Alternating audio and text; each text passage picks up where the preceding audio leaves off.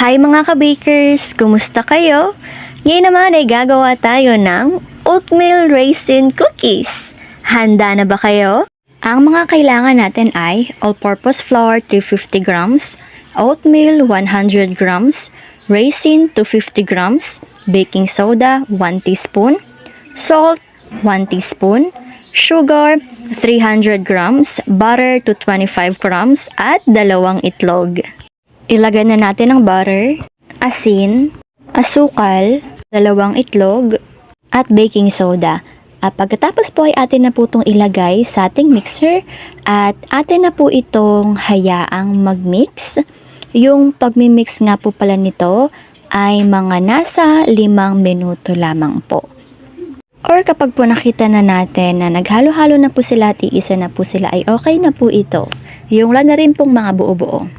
Ayan, kapag ganito na po siya mga ka-bakers, makinis na po siya. Yung wala na po siyang buo-buo at maganda na po talaga siya. At syempre 5 minutes po natin itong minix kaya po atin na po siyang tanggalin. Yan, dahan-dahanin lamang po natin. At kapag eto na nga po, kapag tinanggal na natin ito, ay ilalagay na po natin ang ating all-purpose flour. Haluin lamang natin ito ng bahagya. At syempre, just take your time lamang po mga ka-bakers. Pagkatapos naman po ay atin na pong ilagay ang ating raisin. Ayan. Kung gusto niyo pong ubusin ng 250 grams, ay go lamang po. Kung gusto niyo pong dagdagan, ay okay lang. Kung gusto niyo pong bawasan, ay okay lang din naman po. Pero mas masarap po talaga siya pag maraming raisin. Atin na nga po itong haluin ng haluin ulit. At atin na pong ilagay ang ating oatmeal. Hindi nga lang po namin na videohan mga ka-bakers, pasensya na po. Pagkatapos po atin ilagay ang oatmeal ay atin na po ito haluin ng haluin hanggang po sa tuluyan ng magsama-sama yung mga sangkap na ating inilagay dito. At syempre just take your time lamang po mga ka-bakers dahil medyo heavy nga po ito para sa ating mga girlies, sa ating mga ka-bakers. Ay nako, pero heavy man, pero yung sobrang sarap naman talaga ng kinalabasan. Hindi naman po siya super heavy, yung light lang, heavy nga lang po. At dahil patapos na nga po natin itong haluin, ay eto na nga po siya pagkatapos, nilagay na po natin ito sa ating baking cup. Eto nga po pala ay 40 to 50 grams nga po pala ang isa. At ready na po ito para ma-ref na po natin ito. Yes po mga ka-bakers, kailangan pa po niyang i-ref. At yan, ang atin lang pong gagawin nito ay pabilog-bilogin lamang po natin.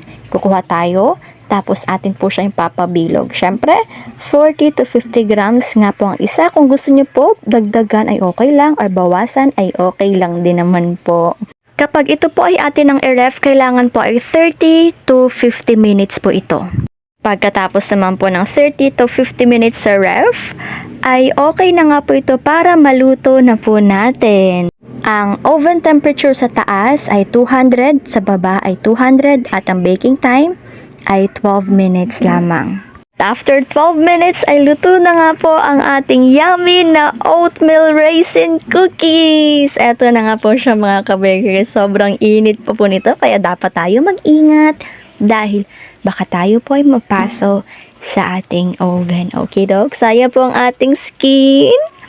At syempre, eto na nga po, natatakob na naman po ako mga ka-bakers.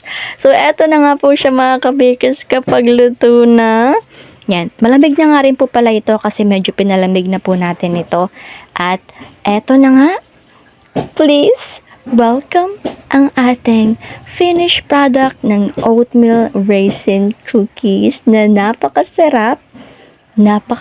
Yung crunchy po yung taas niya pero yung loob niya ang lambot. Parang wow, napaka-delicious naman talaga niya.